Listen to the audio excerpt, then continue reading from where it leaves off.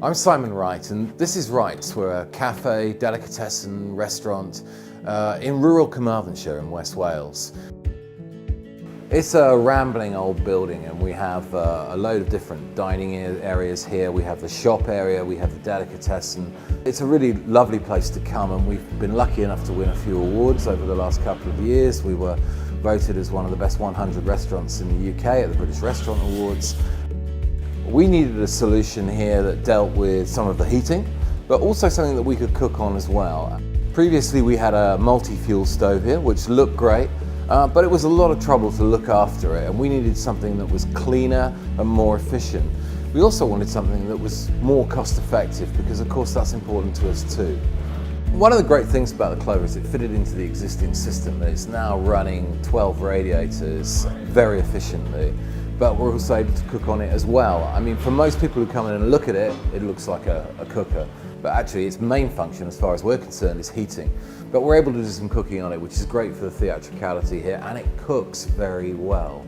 When we're doing something like making mulled apple juice, we can do that on the top. You get great aromas in the room. It's also particularly good for baking, so it's lovely to put a cake in there and then bring it out in front of the customer 20 minutes later. The great thing about the Klover is that it pretty much looks after itself. We have to feed it, but after that it turns itself on and off. It knows when it needs to go to work, when there's heat needed, when there's heat needed for the stove itself, and outside of that it's pretty much hassle-free. It's very important to us to be as sustainable as possible, and that's why we looked at biomass. We didn't want to be relying on oil. We don't know where the price is going to go as far as that's concerned. And this to us was a solution where it could work for us financially, but we also feel like we're making a contribution in terms of the environment. With the advantage of the renewable heat incentive, that we get a payment back for every ounce of energy that we're generating.